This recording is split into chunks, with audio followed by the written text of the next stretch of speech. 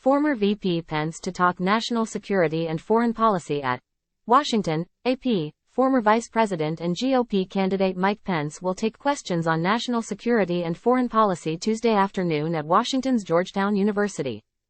Time equals 400 Ms. Greater than the appearance will be the first in a series of conversations with 2024 Republican presidential candidates on the topic, co-hosted by the Associated Press and Georgetown's Institute of Politics and Public Service. Pence has positioned himself as a foreign policy hawk in his party's crowded primary, advocating for peace through American leadership on the world stage. He has railed against the growing populist tide in the party, accusing rivals like former President Donald Trump and his followers of abandoning U.S. allies. The contrast has been particularly stark on Ukraine.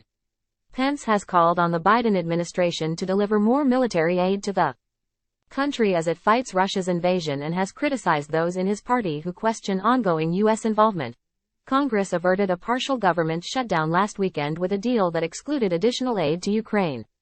The White House and Pentagon say U.S. aid to Kyiv could be in danger without more funding. But a bloc of Republicans in Congress has refused to vote for more Ukraine funding. Pence has argued Trump and Florida Governor Ron DeSantis do not grasp the broader implications of their calls to limit military assistance, saying there is no room in the party for Putin apologists, and pushing back against those who want the U.S. to take on a more limited role on the world stage. File. Republican presidential candidate and former Vice President Mike Pence speaks at the Iowa Faith and Freedom Coalition's Fall Banquet, Saturday, September 16, 2023, in Des Moines, Iowa.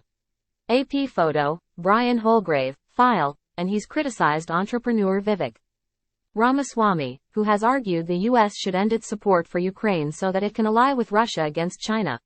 Pence made a surprise visit to Ukraine in June, touring the war-torn country and meeting with Ukrainian President Volodymyr Zelensky.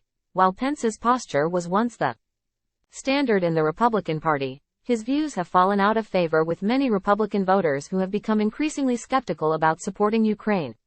About 4 in 10 Republicans, 44%, say the U.S. is providing too much aid to Ukraine, according to a Pew Research Center poll conducted in June. That's up from just 9% of Republicans, who said the U.S. was giving too much aid shortly after Russia's invasion of Ukraine in 2022. A February poll from the Associated Press NORC Center for Public Affairs Research found only about a quarter of Americans, 26%, believe the U.S. should have a major role in the conflict, down from as high as 40% in March 2022. Among Republicans, that number was even lower, with the number saying the U.S. should have a major role dropping to just 17%. Pence has also cast China as a major threat.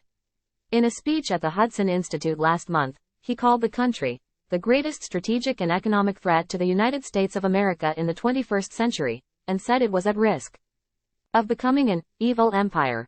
In response, he has said the U.S. should work to bolster Taiwan's defense capabilities to stave off any threat. He also wants to ban China from purchasing new U.S. farmland and has called to move high-tech manufacturing out of the country.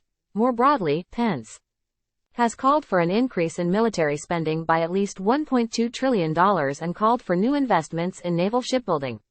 A staunch social conservative, he has also said he would end woke military programs at the Department of Defense.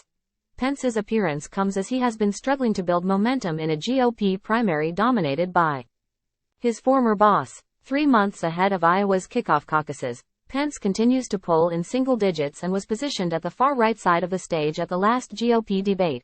Tuesday's event will include a Q&A with students in the audience as well as at campuses in early voting states including Clemson University in South Carolina, Iowa State University and the University of New Hampshire.